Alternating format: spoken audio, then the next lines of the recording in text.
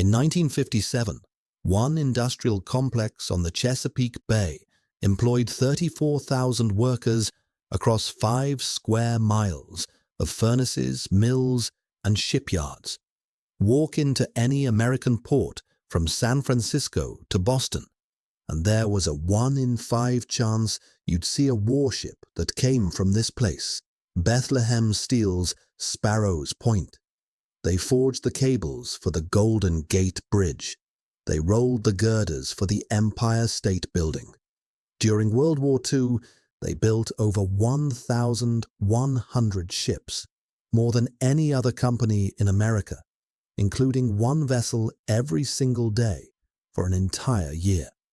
At their peak, this was the largest steel mill on Earth, the largest shipyard in the Western Hemisphere, an empire so dominant that Fortune magazine ranked Bethlehem Steel the 8th largest corporation in America. Then something went catastrophically wrong. By 2012, those same factory floors sat silent. The furnaces were cold, the shipways were empty, and the 320-foot blast furnace that once produced 8,000 tons of iron per day stood waiting for the demolition crews. The company that armed 2 world wars and built modern America had collapsed into bankruptcy, sold off for pennies, and erased from the landscape. This is the story of how a swampy Maryland marsh became the arsenal of democracy, how immigrant engineers and Depression-era gamblers created an industrial dynasty that seemed invincible, and how that same dynasty made a series of decisions so arrogant and short-sighted that a $1.5 billion empire was liquidated for $72 million. This isn't just about rusting ships and abandoned factories. This is about the fatal cost of believing your past guarantees your future, the danger of assuming the world will wait for you to catch up. Welcome inside the silent shipyard where America's industrial might was forged, celebrated, and destroyed. A marshy peninsula juts into the Chesapeake Bay, where the Patapsco River meets the open water. For centuries, it's been fishing grounds for Native Americans, then farmland for colonial settlers. The Fitzel family owns most of it now, 385 acres of peach orchards and wetlands that nobody wants, too swampy for development, too isolated for commerce, worthless. An engineer named Frederick Wood sees something different. Wood works for Pennsylvania Steel Company, and the company needs room to expand. He surveys dozens of potential sites along the eastern seaboard, but this forgotten peninsula keeps pulling him back. Deep water access for ocean vessels, proximity to 4 major railroads, strategic positioning to serve both the booming railroad industry and the emerging market for naval steel. The very marshland that repels farmers is perfect for industrial development, flat, cheap, and ready to be transformed. Wood convinces his employers. Pennsylvania Steel creates a subsidiary called Maryland Steel Company to develop the site. Frederick and his brother Rufus design everything from scratch: the blast furnace layout, the rolling mills, the shipyard that will sit directly adjacent to the steelworks. It's a revolutionary concept. Raw iron ore arrives by ship. It becomes steel. That steel transforms into finished vessels. Nothing ever leaves the property until it sails away under its own power. The furnaces ignite in 1889. First pig iron flows. 2 years later, the first steel rolls off the line, destined for railroad rails that will crisscross America. In 1892, the shipyard launches its first vessel. Maryland Steel is operational, but workers need somewhere to live. Sparrows Point sits miles from Baltimore, isolated by water and marsh. So Wood designs a company town with lettered and numbered streets, company stores, churches, schools, even a hospital. The hierarchy is built into the geography. Plant managers get Victorian homes with screened porches near the water where bay breezes cool summer nights. Skilled workers get solid row houses. General laborers fill the structures farthest from the river, closest to the smoke and noise. It's paternalistic. It's rigid. It works. By 1900, Sparrows Point is the second largest community in Baltimore County. Then comes the ship that changes everything. In 1901, Maryland Steel launches the SS Shawmut for the Boston Steamship Company, one of the largest cargo steamers ever built in America. 13 years later, renamed the SS Ancon, she becomes the first ship to officially transit the Panama Canal. August 15, 1914, a watershed moment in global trade, and every newspaper in America prints the name of the shipyard that built her. Maryland Steel has a calling card no competitor can match, but the company is undercapitalized, struggling to keep pace with the giants of American industry. To survive, it needs a partner with deeper pockets and bigger ambitions. That partner is already watching from Bethlehem, Pennsylvania. His name is Charles Schwab. He's been forced out of U.S. Steel after clashing with J.P. Morgan. He has a fortune to invest and something to prove. And he's about to place a bet that will transform a regional steelmaker into the most powerful shipbuilding empire the world has ever seen. Charles Michael Schwab doesn't come from money. Born in 1862 in Williamsburg, Pennsylvania, son of a woolen worker, he graduates high school and takes a job as a $1-a-day laborer at Andrew Carnegie's Edgar Thomson Steel Works. He's 17 years old with nothing but ambition and an extraordinary talent for making people like him. He rises fast, impossibly fast. By 19, he's assistant manager. When the plant superintendent dies in an accident, Schwab takes over. By 35, he's president of Carnegie Steel, the most powerful steelmaking operation in America. In 1901, he brokers the secret deal that creates United States Steel Corporation, the first billion-dollar company in history. J.P. Morgan himself insists that Schwab become its first president, paying him over $2 million annually. Then it falls apart. Gambling scandals in Monte Carlo, clashes with Morgan and the board. In 1903, at 41 years old, Charles Schwab resigns from U.S. Steel with an enormous fortune and a reputation in tatters. Most men would retire. Schwab isn't most men. He's been quietly buying stock in a small Pennsylvania steelmaker called Bethlehem Steel Company. The firm specializes in armor plate and naval ordnance, niche products with limited growth potential.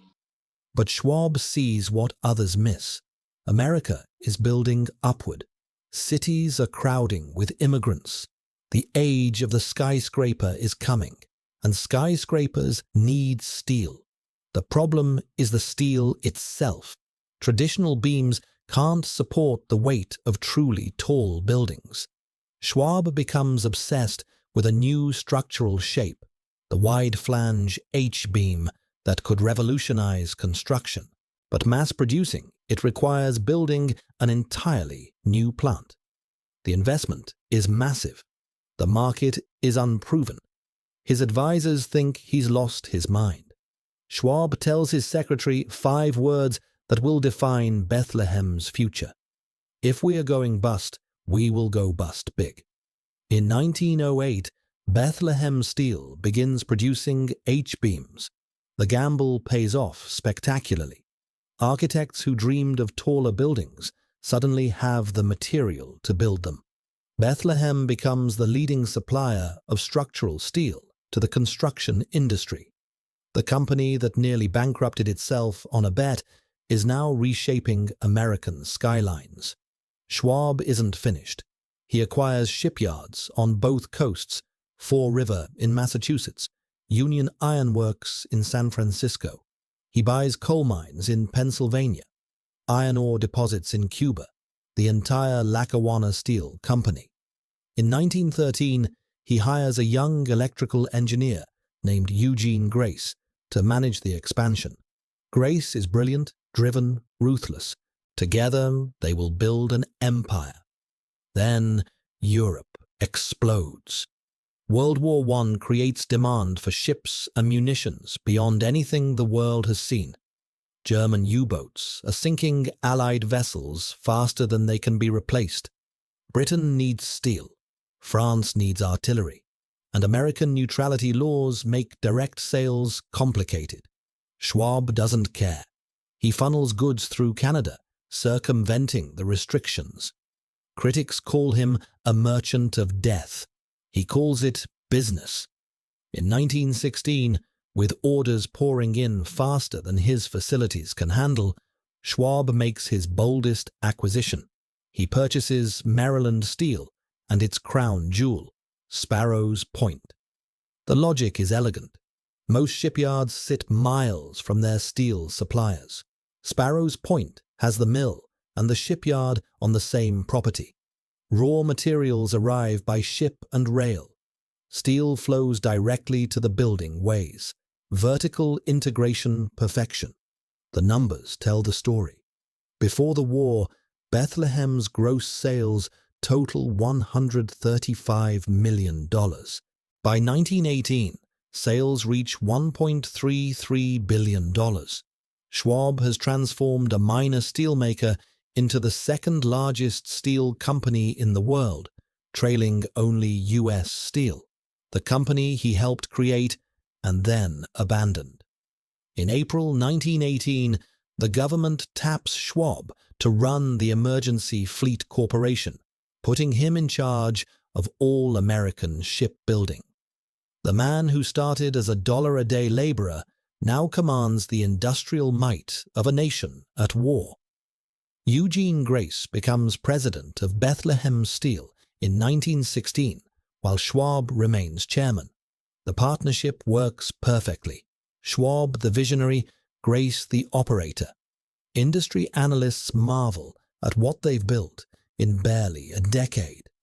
The team that built Bethlehem from a small producer with an ingot capacity of less than 1% of the national total to the world's second-largest producer in fewer than 35 years. The war ends in November 1918. The Roaring Twenties begin. Schwab and Grace have built something that seems invincible. But empires are measured not by how they rise. They're measured by what they do when the world changes.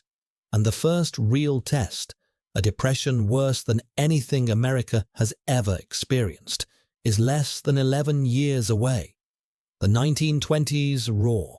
America is drunk on prosperity, and no industry benefits more than construction. Skyscrapers rise in every major city, each one demanding thousands of tons of structural steel. The H-beam gamble that nearly bankrupted Bethlehem Steel a decade ago now prints money. Schwab's steel appears in the most ambitious projects of the era. The George Washington Bridge cables, the Golden Gate Bridge girders, the Empire State Building framework, Rockefeller Center, the Chrysler Building, the United States Supreme Court. When architects dream impossible dreams, they specify Bethlehem. At peak wealth, estimated at $200 million, Schwab builds a monument to himself. He purchases an entire city block on Manhattan's Upper West Side and constructs Riverside, a 75-room French Renaissance chateau designed to lure the city's elite from their East Side apartments. It's the most ambitious private residence ever built in New York. Schwab fills it with priceless art, rare books, the finest automobiles money can buy. He entertains like royalty while his workers sweat in the furnaces. Down at Sparrows Point, the empire grows. By the late 1920s, the complex employs 18,000 workers. The company town reaches 6,000 to 8,000 residents, a self-contained world with its own fire department, police force, hospital, movie theatre, bowling alley, and bathing beaches along the bay. It was like Mayberry from the Andy Griffith Show, one former resident later recalls. Kids ride bicycles down lettered streets. Fathers walk to work. Everyone knows everyone. But this ordered world rests on a dark foundation. The company town is segregated. White workers live in one section. African American employees are shoved to the back streets, I Street and beyond, in inferior housing far from the water breezes. The plant had 2 bathrooms, one worker remembers.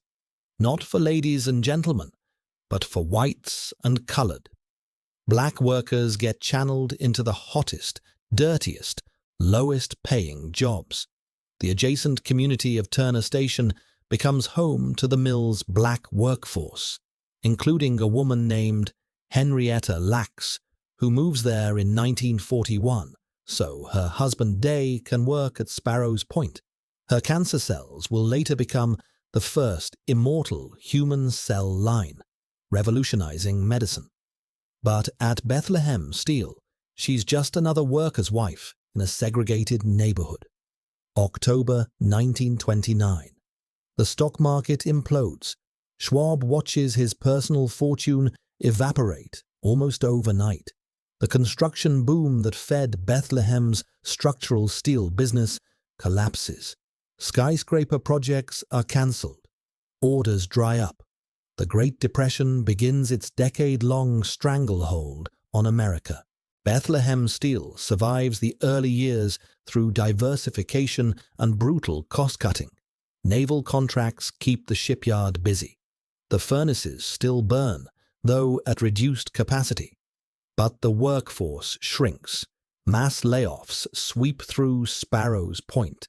The happy company town grows tense as fathers lose jobs and families struggle to afford food. Schwab suffers worst of all. The depression ravages his investments. His lifestyle, too lavish even for a fortune of $200 million, devours what remains. He can no longer afford taxes on Riverside Mansion. Creditors seize it. He offers to sell at a massive loss. No buyers. The chateau that symbolized his triumph becomes a monument to his ruin. On September 18, 1939, Charles Michael Schwab dies of heart disease in New York City. He's 77 years old and over $300,000 in debt. The man who rose from dollar-a-day laborer to industrial titan, who built the second largest steel company in the world, who entertained presidents and kings in his Manhattan palace, dies essentially insolvent. His Bethlehem Steel holdings are virtually worthless. The cruelest irony. If Schwab had lived just a few more years, he would have seen everything restored. Because on September 1st, 1939, 17 days before Schwab's death, Adolf Hitler invades Poland. Europe plunges into war. Britain will soon be desperate for ships and steel. America will eventually follow. And Bethlehem Steel, the empire Schwab built from nothing, will become the most important shipbuilder on Earth. Eugene Grace is still at the helm. He's been running operations since 1916, watching, waiting, preparing. When President Franklin Roosevelt needs someone to build a navy capable of fighting on 2 oceans simultaneously, Grace will answer the call. What comes next will be the greatest industrial achievement in human history, and Sparrows Point will be at the very center of it. December 7th, 1941. Pearl Harbor burns. America enters the war.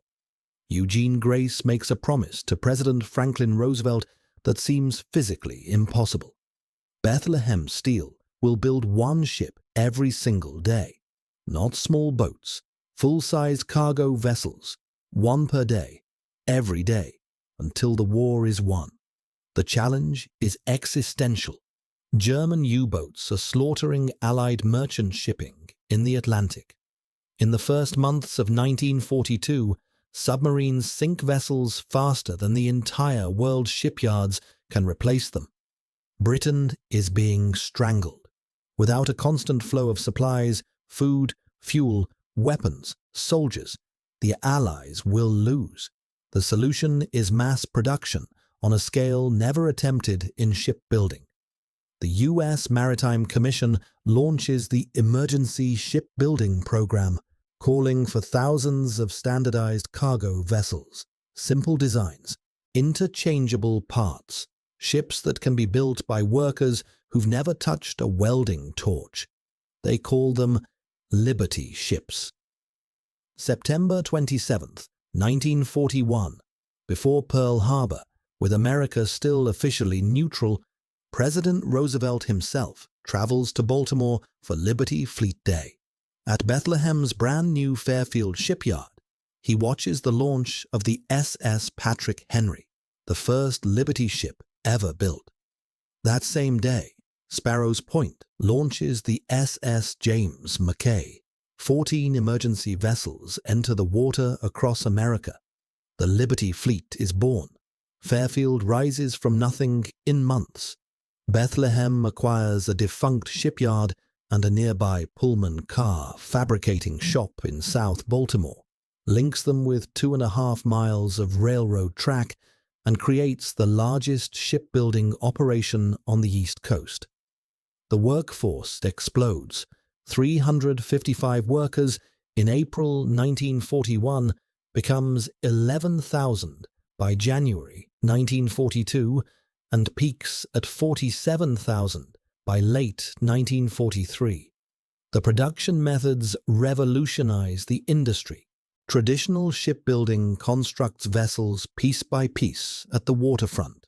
Fairfield pioneers modular construction, building sections of ships at fabricating plants miles away, then transporting pre-assembled units by rail to the shipways for final erection. Welding replaces riveting. Cranes move 25-ton sections into position like building blocks. The Patrick Henry takes 244 days to complete. Within 2 years, average construction time at Fairfield drops to 30 days. Some ships launch in under 3 weeks. The yard that didn't exist in 1940 becomes an industrial dynamo, building vessels faster than the Germans can sink them. The numbers are staggering. Bethlehem Fairfield alone produces 384 Liberty ships, more than any other single yard in America. Across all 15 Bethlehem shipyards nationwide, the company builds 1,121 vessels during the war. 1/5 of America's two-ocean naval fleet comes from Bethlehem Steel. Eugene Grace doesn't just keep his promise to Roosevelt. He exceeds it by 15 ships. Sparrows Point plays a different role. While Fairfield churns out Liberty ships, the original shipyard focuses on tankers, the oil carriers that keep Allied forces fueled. From 1939 to 1946, Sparrows Point delivers 116 vessels, including 21 Cimarron-class oilers for the Navy. Meanwhile, the adjacent steel mill produces 73 million tons of steel for the war effort, second only to U.S. Steel. The workforce transforms completely. With men deployed overseas, women flood into the shipyards. They become welders, riveters, crane operators, doing work unthinkable before the war. Bethlehem establishes 12-week training programs, but desperate need compresses the timeline. A complete novice can become a productive welder in little more than a week. By 1943, Bethlehem Steel employs 300,000 workers nationwide. Shipbuilding operations alone account for 180,000. The company that Charles Schwab built from a minor Pennsylvania steelmaker, has become the largest shipbuilder on Earth. Fortune magazine ranks Bethlehem 8th among American corporations. The war ends in August 1945. The emergency shipyards close almost overnight. The women who kept production running are promptly fired in favor of returning male workers. The government contracts that generated billions in revenue disappear, but the demand doesn't vanish. It transforms. American soldiers are coming home. They're getting married, buying houses in the suburbs, starting families. The baby boom is beginning, and those babies will need everything: cars, appliances, infrastructure, buildings. 4 out of 5 manufactured products contain steel. The economy that emerges from the war is hungry for exactly what Bethlehem Steel produces. The post-war golden age is about to begin. Sparrows Point will reach heights of employment and production that dwarf even the wartime peak. For the next 2 decades, it will be the largest steel mill on Earth, and no one will see the collapse coming. The late 1940s and 1950s. America's industrial economy roars like nothing the world has ever seen. Soldiers return from Europe and the Pacific, get married, buy houses in the suburbs, start families. The baby boom reshapes the nation, and 4 out of 5 manufactured products contain steel. Bethlehem Steel is there for all of it. The war devastated German and Japanese steel industries. Allied bombs flattened their mills, shattered their infrastructure, scattered their skilled workers. It will take a decade or more to rebuild. In the meantime, American manufacturers face virtually no foreign competition. U.S. Steel and Bethlehem operate as a de facto duopoly, setting prices, dictating terms, printing money. The union contracts reflect the prosperity: good wages, generous benefits, lifetime employment for workers who show up and do their jobs. The understanding is simple: work hard for Bethlehem, and Bethlehem takes care of you. Forever. Sparrows Point reaches its absolute zenith in 1957. The complex now operates 10 blast furnaces with a rated capacity of 8.2 million tons of ingot steel per year. Employment hits 30,000 at the mill, plus another 4,000 at the adjacent shipyard. The plant stretches 4 miles from end to end along the Patapsco River, the largest steel mill in the world. The company town thrives alongside it. By its final peak, roughly 9,000 residents fill the grid of lettered and numbered streets. D Street runs through the commercial heart. Dr. Faber's offices, the company stores, the churches where workers marry and baptize their children. The hierarchy remains visible in the architecture. Managers in Victorian homes near the water, skilled workers in solid row houses, laborers in the structures closest to the smoke. On some days, it looked like it was raining red peppers outside, one resident recalls.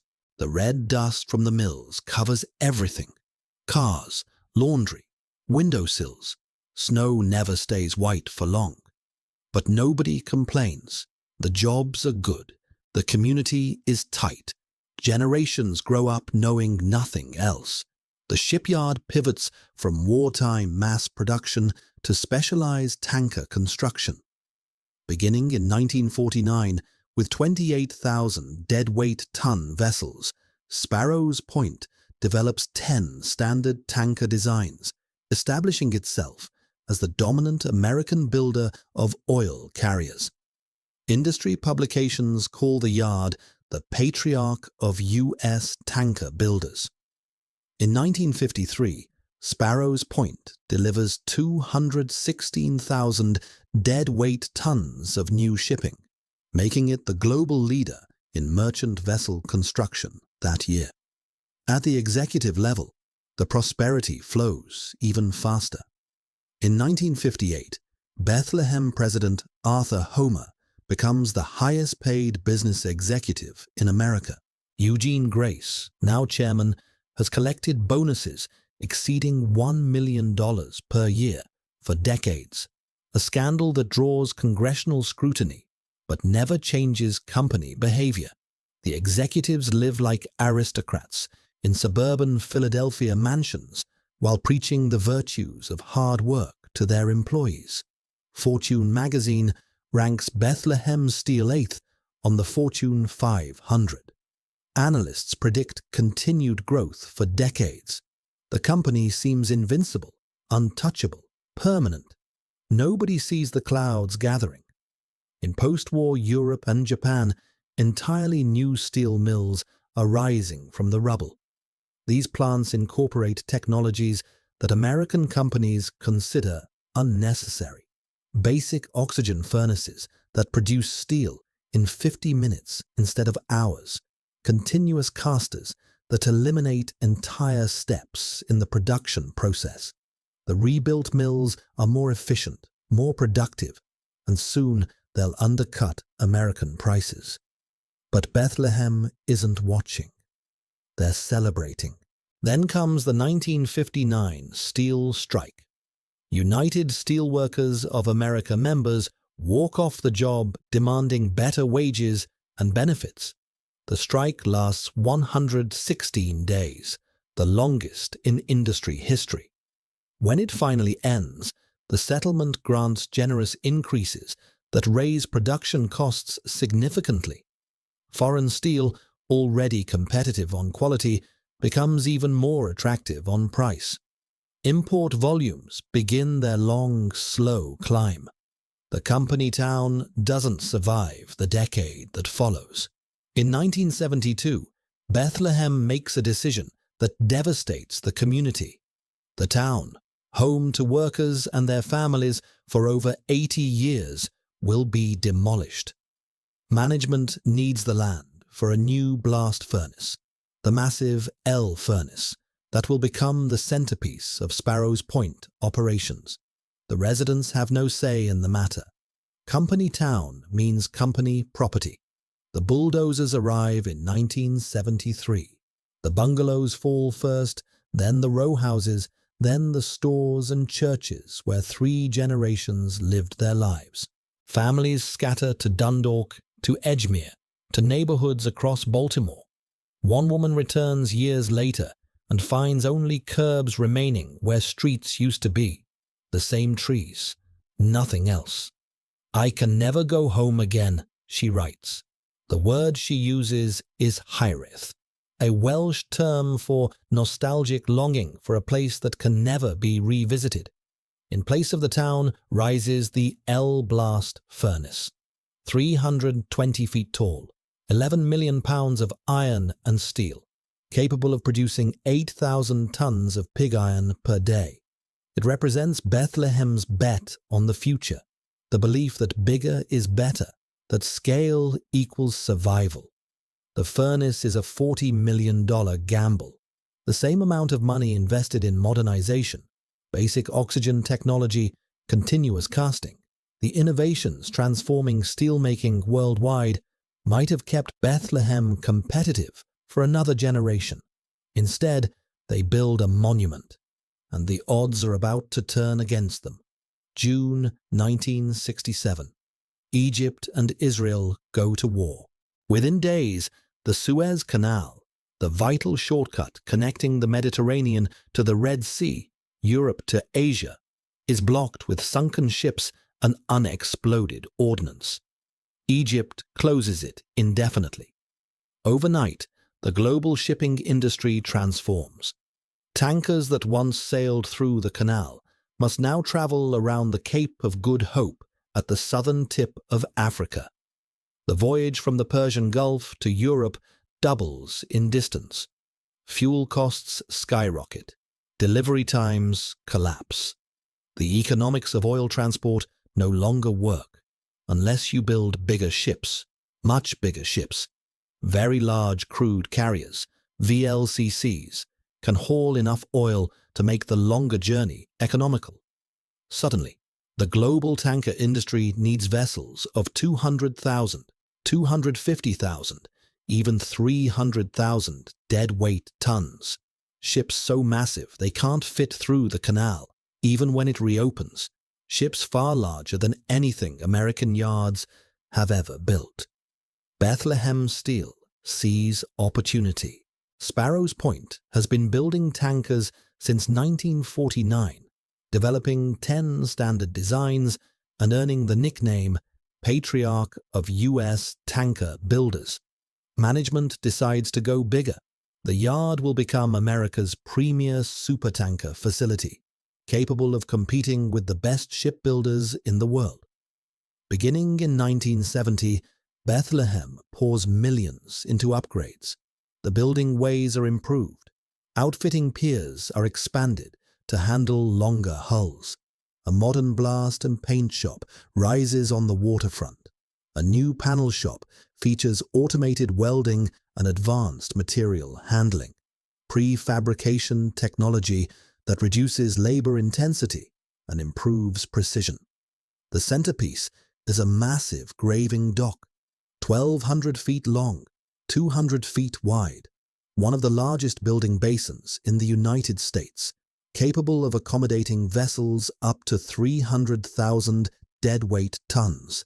An intermediate gate allows the basin to be divided, build 2 smaller ships simultaneously, or open the entire dock for a single supertanker. The investment approaches $40 million. For a few years, the gamble appears to pay off. Sparrows Point delivers VLCCs, like the Maryland, Massachusetts, and New York, ships displacing up to 265,000 deadweight tons, the largest tankers ever built in America. The 1970s see escalating scale as the Suez remains closed. In 1969 alone, the yard delivers 6 merchant ships totaling 227,008 deadweight tons. The upgrades seem vindicated. The future looks bright. Then the future changes. The problem nobody at Bethlehem wants to discuss is cost. American shipyards operate under brutal competitive disadvantages. Labor rates at Sparrows Point run 5 to 15 times higher than wages in Japan, South Korea, or emerging Asian shipbuilding nations. Environmental regulations add expense.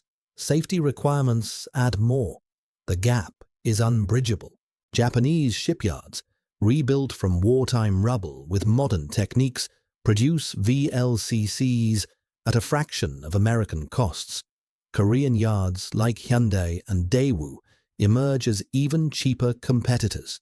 European builders benefit from generous government subsidies that American companies can't match. The U.S. shipbuilding industry faces, in industry terms, surging foreign competition from yards benefiting from lower labor costs, government subsidies, and more efficient production methods. American yards survive only through protection. Government contracts go exclusively to domestic builders. That's the law.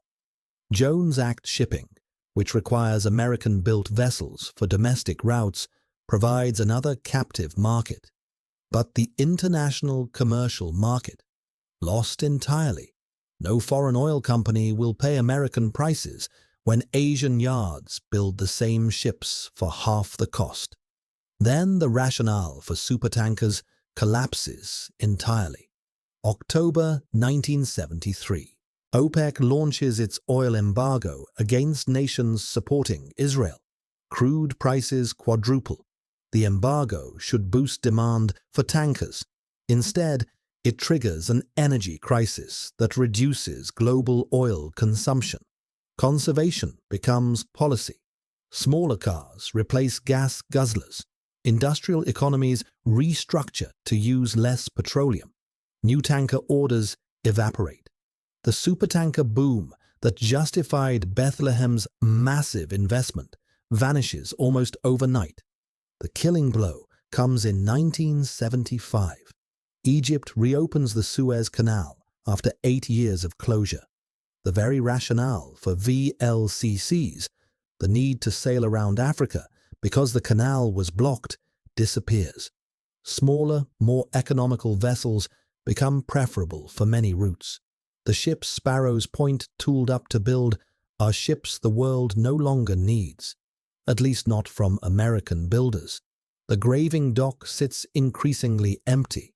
The $40 million investment in supertanker capacity becomes a monument to a vanished market. Other yards close entirely. Bethlehem shutters facility after facility through the 1970s and 1980s. From a peak of 17 shipyards operating under the Beth Ship name, the company contracts relentlessly. By 1990, only Sparrows Point remains.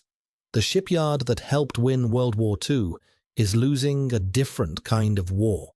An economic war where the enemy isn't Germany or Japan, the nation, but Japan and Korea, the competitors, where victory goes not to the strongest or bravest, but to the cheapest, and the steel mill next door is fighting the exact same battle, with the exact same weapons, and getting the exact same results. Bethlehem Steel Corporation reports a loss of $1.5 billion. At the time, it's the largest annual loss in American corporate history.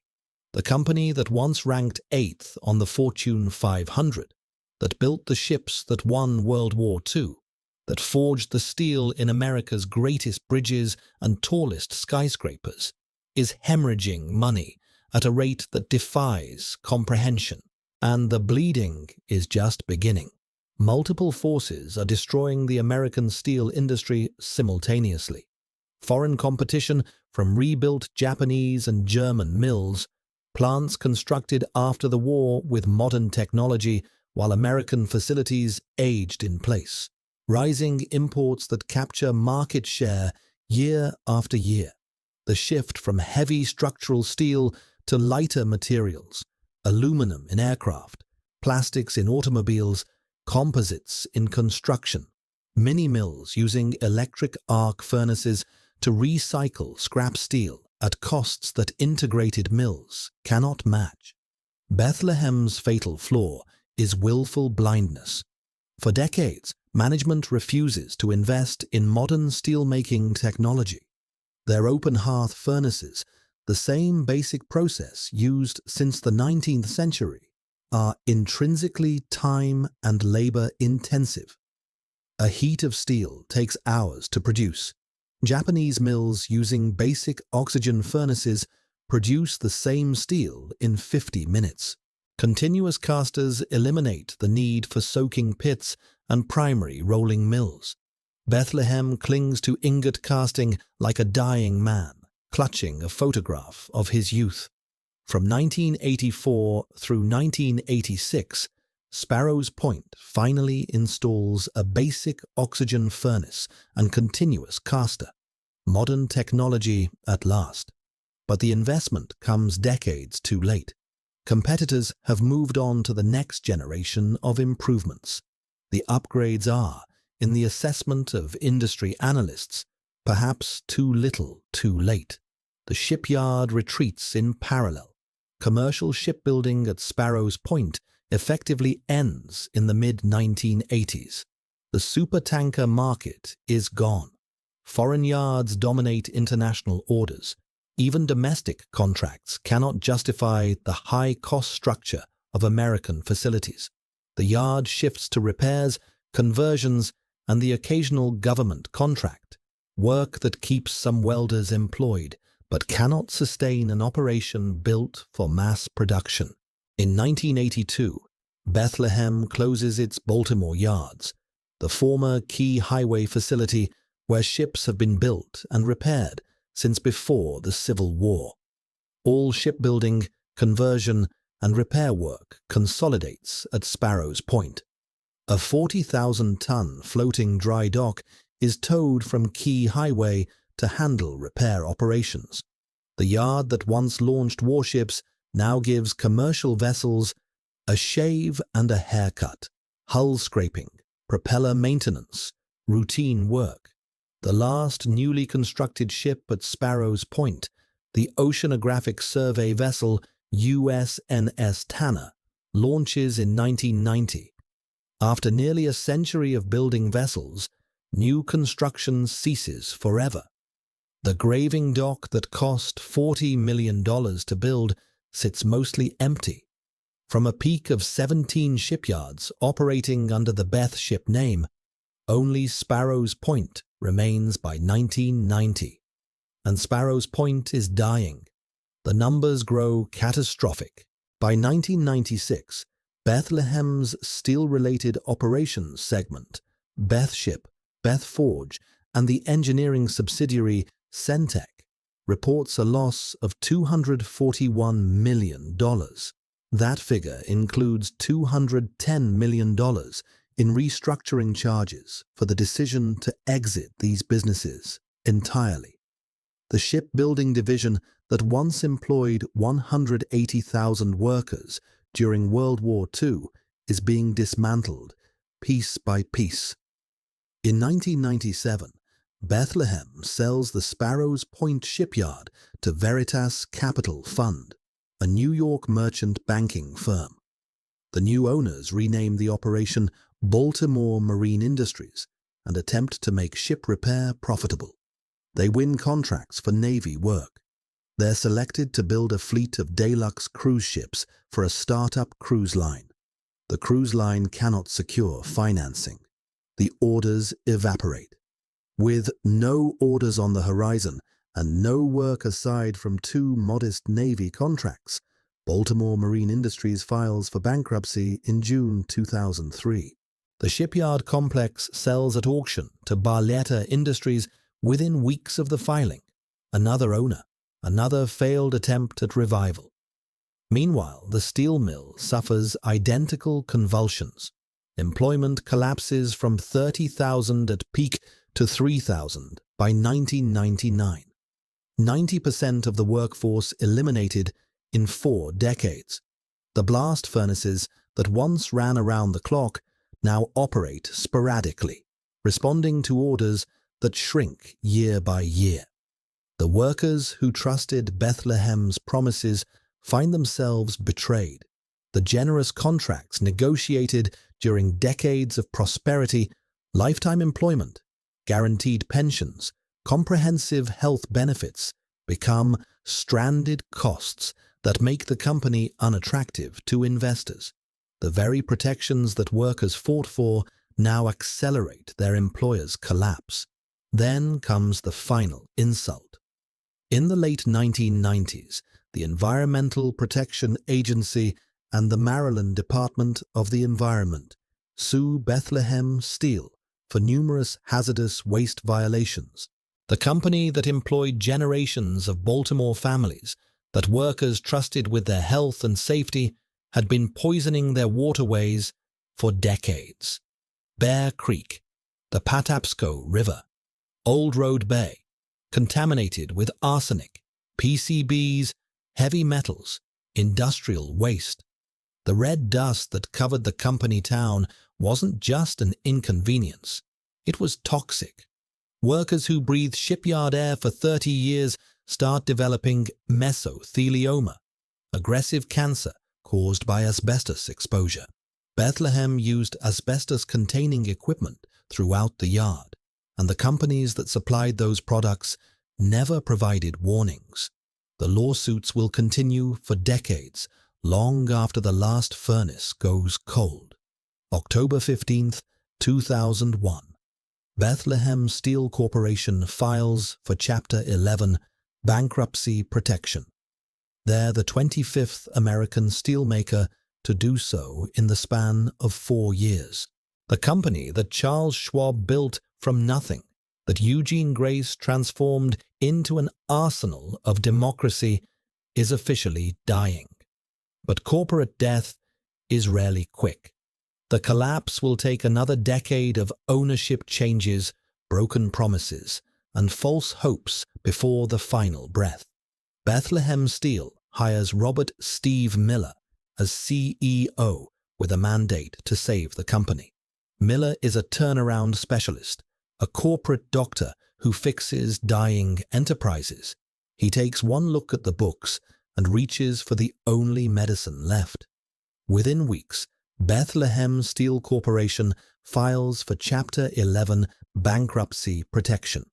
The company that once employed 300,000 workers, that ranked 8th on the Fortune 500, that built the ships that won 2 world wars, begins its final unraveling.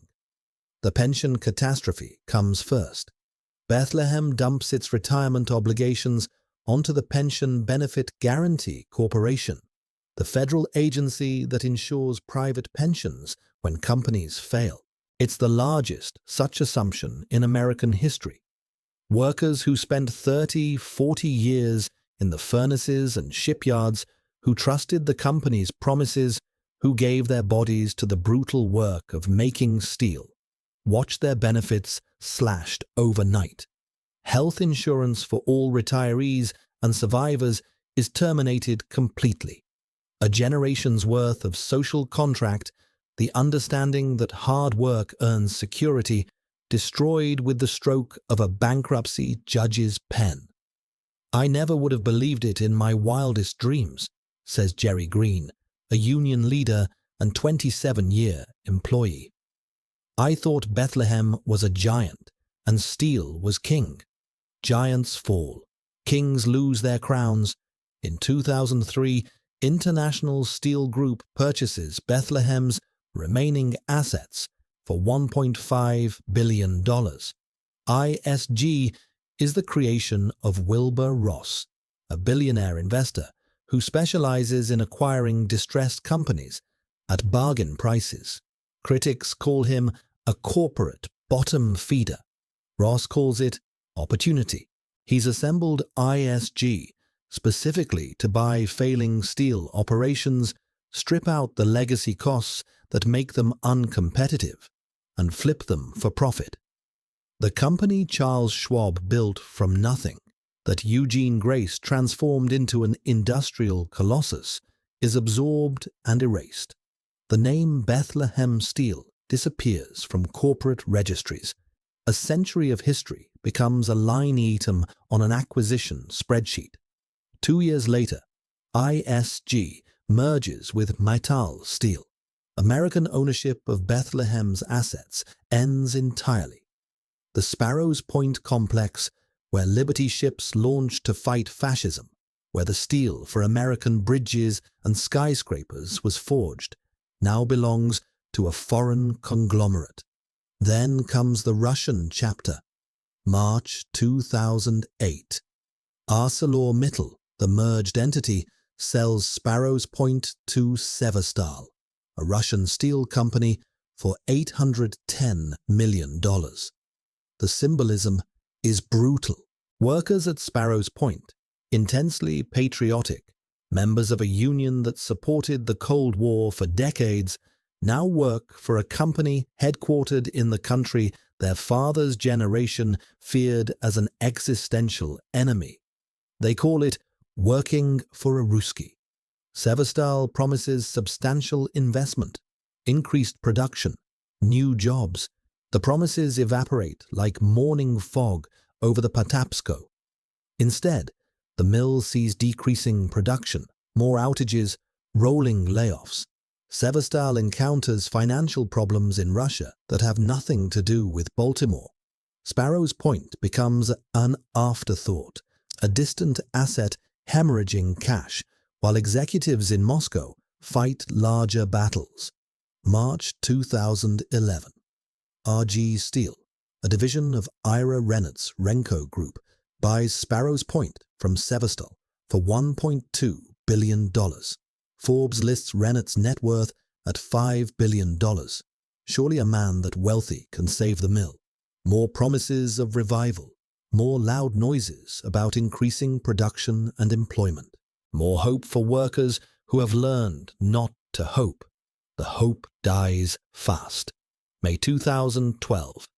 RG Steel announces the imminent closure of Sparrows Point, affecting over 1,000 workers. The company blames market conditions, commodity prices, forces beyond anyone's control. The workers blame everyone who made promises and broke them. June 2012. The Blast Furnace, the 320-foot structure built on the demolished company town, the beast of the East that once produced 8,000 tons of pig iron daily, makes its final heat. The furnaces go cold. The machines fall silent. Steelmaking at Sparrows Point, after 123 years, is finished. August 2012. A bankruptcy judge in Delaware approves the sale of Sparrows Point to Hilco Trading and Environmental Liability Transfer for $72 million. $72 million. An asset that sold for $810 million just 4 years earlier. That was valued at $1.2 billion 1 year before that. Now worth less than a single Manhattan apartment building. Less than some hedge fund managers earn in a year. The liquidation price for 125 years of American industrial history. This isn't restructuring. This isn't a sale to a new operator with fresh ideas. This is liquidation, the systematic dismantling of everything Bethlehem Steel built over a century and a quarter. Workers overflow the United Steelworkers Local 9477 Hall in Dundalk for their first union meeting after the liquidation announcement. The room is thick with fear and anger. Some of these men have worked at the mill for 3 decades.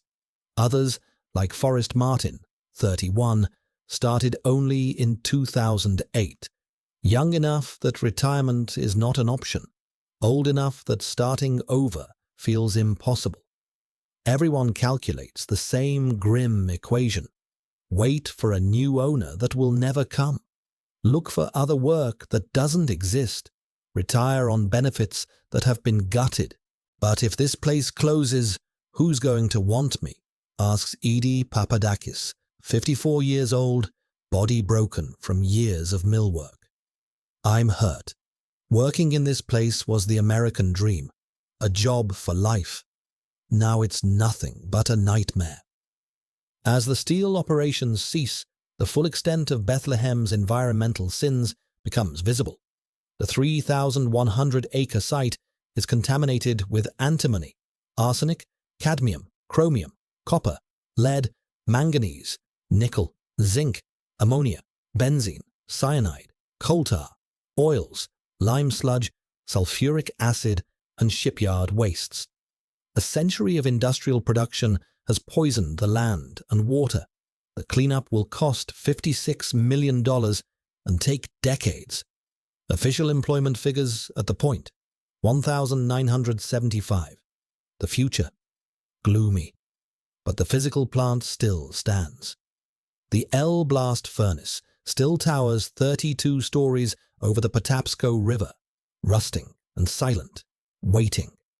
For 3 more years, it will remain a monument to everything that was built and everything that was lost.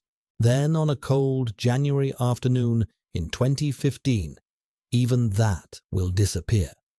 January 28, 2015. A crowd gathers near the perimeter of the Sparrows Point property. Baltimore County Police have blocked roads in every direction. The beltway near the Key Bridge is temporarily closed. Bruning Highway sits empty. Something is about to happen that hasn't occurred in 125 years of continuous industrial operation on this peninsula. The target stands 320 feet tall against the winter sky. The Blast Furnace, 11 million pounds of iron and steel. Built in 1978 on the graves of the company town that was bulldozed to make room for it. For 34 years, it converted raw iron ore, coke, and limestone into 8,000 tons of pig iron daily. It was the largest iron-making structure in the Western Hemisphere. Workers called it the Beast of the East. Now it waits to die. Workers from Controlled Demolition Incorporated of Baltimore County and MCM Industrial Services have spent months preparing for this moment. The furnace is actually two structures.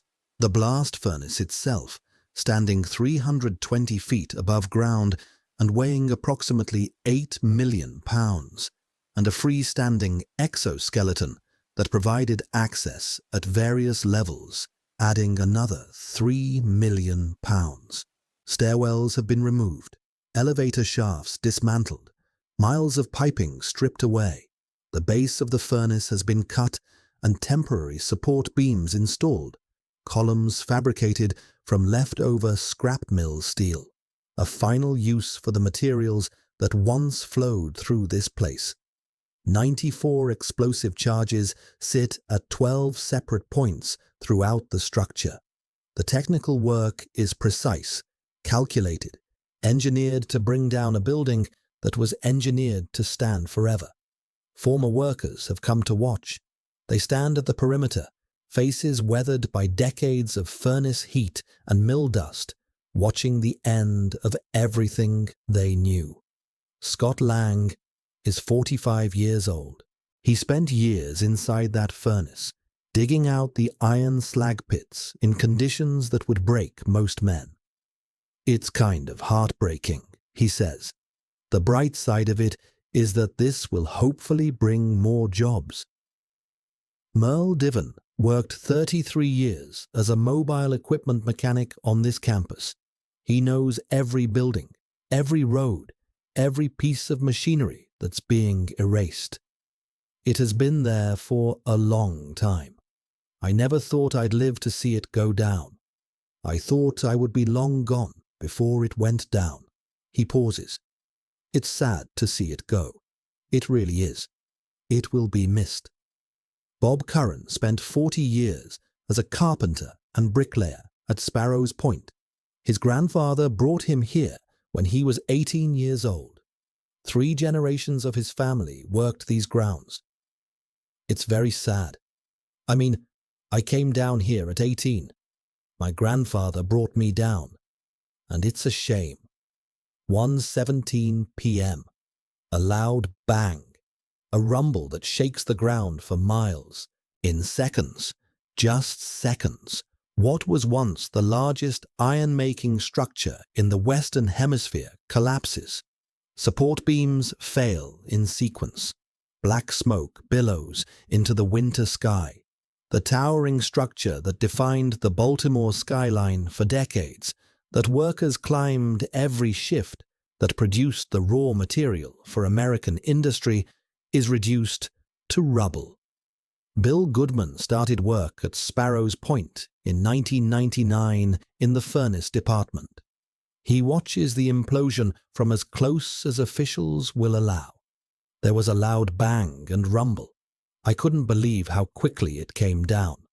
Mark Loiseau, president of Controlled Demolition, confirms the obvious.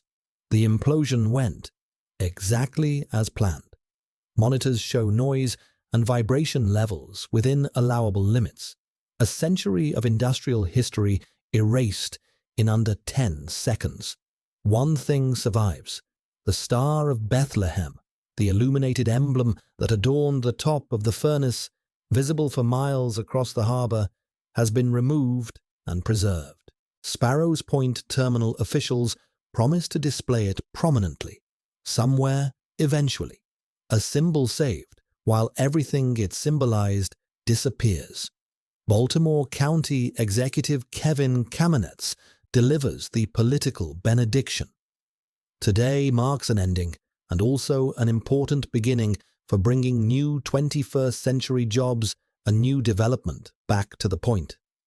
The language of rebirth, the rhetoric of hope, the same words spoken at every factory closure, every mill shutdown, every community sacrifice on the altar of economic transformation. The site's new owners, Sparrows Point Terminal LLC, controlled by Anne Arundel businessman Jim Davis, are demolishing the mill to make way for environmental remediation and redevelopment. The vision: a modern logistics hub for the 21st century economy. Warehouses instead of furnaces, distribution centers instead of shipways, jobs moving boxes instead of forging steel. The environmental cleanup is massive and ongoing. The Tin Mill Canal, dug in the 1950s to carry stormwater, has become one of the most contaminated features on the property. Oil, grease, arsenic, benzene, PCBs settled into the sediment over 6 decades of industrial discharge. Contractors dam off sections, drain the murky water, excavate contaminated soil, deposit clean fill, line the canal with white riprap. The EPA considers placing Bear Creek on the National Priorities List, the Superfund, for contamination dating to Bethlehem's operations. TradePoint Atlantic commits roughly $50 million to ensure adequate funding for cleanup. The work continues to this day. The new tenants arrive. FedEx opens its first automated distribution center in Maryland, 307,000 square feet. Amazon builds an 855,000 square foot fulfillment center. Under Armour constructs a 1.3 million square foot warehouse. Home Depot, Volkswagen, McCormick and Company follow. The 3,100 acres that once forged American warships now store consumer goods for next-day delivery. In 2023, the U.S. Department of Transportation allocates $47.4 million to develop an offshore wind turbine fabrication facility on the property. They're calling it Sparrows Point Steel. The name lives on, even as the industry it represented fades from memory. Then comes the cruelest irony of all. March 26, 2024, the Francis Scott Key Bridge, the very bridge that workers at Sparrows Point helped build, that opened in 1977, while steelworkers watched from atop blast furnace smokestacks that connected their community to the rest of Baltimore, collapses after being struck by a cargo ship. TradePoint Atlantic employees are tasked with receiving the debris, cutting the twisted steel into pieces for recycling. Metal that came from places like Sparrows Point returns to the site as wreckage. Andrew Morton worked for Bethlehem Steel for over 40 years. He stood on the smokestacks of a blast furnace the day the Key Bridge opened, watching the first cars cross. He has a photographic memory. After the mill closed, he took a computer science class and learned to code. Then he built something extraordinary, a complete virtual reality model of the entire mill, down to the nuts and bolts. Every machine, every building, every detail he sketched after work for decades, preserved digitally while the physical plant was demolished around him. It's one man's attempt to save what the bulldozers erased, one memory fighting against forgetting. The L blast furnace is gone. The shipyard is gone. The company town is gone. The workers have scattered to retirement, to other jobs, to graves. All that remains is a 3,100-acre industrial park and a generation of memories that fade a little more each year. But if you drive down the old industrial roads, if you look carefully at the landscape, you can still find traces of what once stood here. And if you listen closely to the silence where the furnaces used to roar, you can hear lessons that Sparrows Point is desperate to teach anyone willing to learn. Sparrows Point, Maryland. Today. If you drive down North Point Boulevard and turn onto the access roads of TradePoint Atlantic, you won't find what you're looking for. The blast furnaces are gone. The shipways are gone. The company town where 9,000 people once lived exists only in photographs and the memories of survivors who are dying off year by year. Where the L blast furnace once stood, 320 feet of iron and ambition, there's now a flat expanse of remediated soil. Where ships slid into the Patapsco River, there's a graving dock that sits empty, a $40 million monument to a vanished industry. The Star of Bethlehem, saved from the demolition, waits in storage while developers decide where to put it. Amazon fulfillment center workers pack boxes where steelworkers once forged armor plate.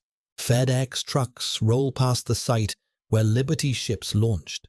The sounds of the mill, the roar of the furnaces, the clang of the rolling mills, the whistles marking shift changes have been replaced by the beeping of forklifts and the hum of logistics software. This is the transformation. This is the future. But the past has something to say. And if you listen to the silence where the shipyard used to be, you can hear 3 lessons that cost thousands of workers their livelihoods to learn. Lesson 1. Technology waits for no one. Bethlehem Steel was born from innovation. Charles Schwab bet the company on the H-beam when everyone said it was too risky. Frederick Wood saw deep water potential where others saw worthless marshland. Eugene Grace revolutionized shipbuilding by promising and delivering 1 ship per day. For decades, Bethlehem was the innovator, the leader, the company that others tried to copy. Then they stopped. While Japanese and Korean steelmakers adopted basic oxygen furnaces and continuous casting, Bethlehem clung to open hearth technology that was intrinsically time and labor intensive. While foreign shipyards developed modular construction techniques that slashed costs, Sparrows Point invested in facilities designed for a supertanker market that evaporated within years. While mini-mills with electric arc furnaces captured the low end of the market, Bethlehem kept pouring money into integrated operations that couldn't compete on cost. The company that once defined innovation became the company that couldn't adapt, and the market showed no mercy. Your past achievements don't entitle you to future success. The moment you stop innovating is the moment you start dying. Bethlehem forgot that, and the silent shipyard is the proof. Lesson 2. Labor costs matter, but they're not the whole story. The standard narrative blames unions and high wages for American steel's decline. There's truth in this. Sparrows Point workers earned 5 to 15 times what their Korean and Japanese counterparts made. The generous contracts negotiated during the decades of prosperity became stranded costs that made companies unattractive to buyers and investors. But wages weren't the only problem. German steelworkers earned comparable wages and maintained a competitive industry through investment and innovation. The real failure was management's refusal to reinvest profits into modernization during the good years. Executive bonuses of over $1 million per year went to men who weren't building the facilities that might have kept workers employed for another generation. The workers of Sparrows Point didn't destroy Bethlehem Steel. They built the ships that won World War II. They forged the steel that raised American skyscrapers. They showed up for 3 shifts, endured brutal conditions, and trusted that the company would honor its promises. When the company failed, it wasn't because the workers stopped working. It was because the executives stopped leading. Lesson 3. Empires don't collapse overnight. Bethlehem Steel didn't die in 2001 when it filed for bankruptcy, or in 2012 when the last pig iron flowed from the L furnace. It began dying in the 1960s when Japanese imports started arriving at American ports. It accelerated in the 1970s when the company invested in supertankers instead of steel-making technology. It became terminal in the 1980s, when the $1.5 billion loss revealed decades of deferred maintenance and delayed modernization. The collapse took 50 years, half a century of warnings, missed opportunities, and willful blindness. The executives who made the decisions that doomed the company retired wealthy and died comfortable. The workers who trusted those decisions lost their pensions, their health insurance, and their communities. This is the cruelest lesson of all. Decline is slow enough that the people responsible never face consequences. They're gone before the bills come due. The workers and their children pay for the failures of leaders long dead. What happened to the people? The workers scattered. Some found jobs at the new logistics companies, former steelworkers now managing Amazon warehouses or driving FedEx trucks. Some retired on reduced pensions, courtesy of the PBGC. Some are still fighting class action lawsuits against companies that supplied asbestos to the shipyard, seeking compensation for mesothelioma and other diseases that take decades to kill. The community of Turner Station, where black workers lived during the decades of segregation, still stands across Bear Creek. Its residents still endure the environmental legacy of Bethlehem's operations: contaminated sediment, polluted groundwater, the toxic residue of a century of industrial activity. Andrew Morton, who worked 40 years at the mill and built a virtual reality model of the entire operation from memory, still lives in the area. He watched the Key Bridge open in 1977 from atop a blast furnace smokestack, knowing he'd helped forge its steel. He watched it collapse in 2024, and the debris came back to Trade Point Atlantic for processing. The steel that workers like him made is being recycled on the same ground where it was once created. The site has been granted zoning flexibility and enterprise zone tax credits. In 2023, the U.S. Department of Transportation allocated $47.4 million to develop an offshore wind turbine fabrication facility on the property. They're calling it Sparrows Point Steel. The name lives on, even if the industry it represented is gone. The silent shipyard speaks. Stand where the graving dock meets the Patapsco River. Look across the water where hundreds of ships once launched to fight America's wars and carry its commerce. The cranes are gone. The workers are gone.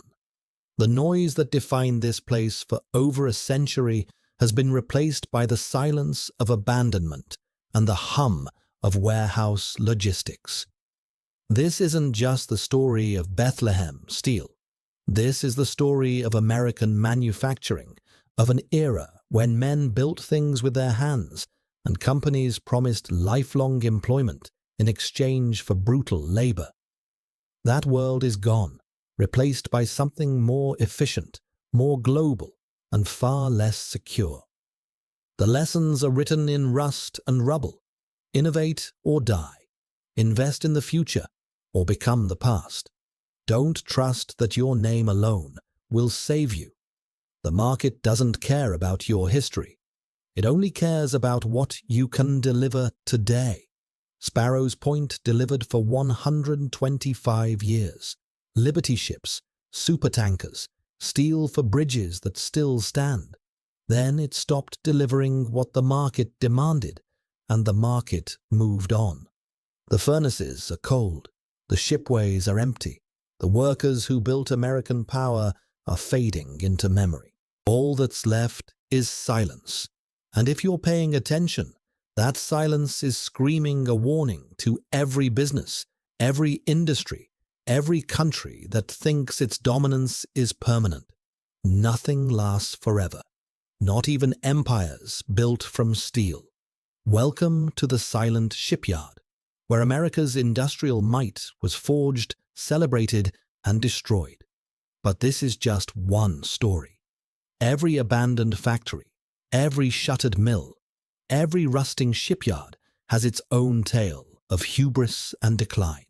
We've only scratched the surface of American industrial collapse. The next chapter is waiting. Subscribe so you don't miss what comes next.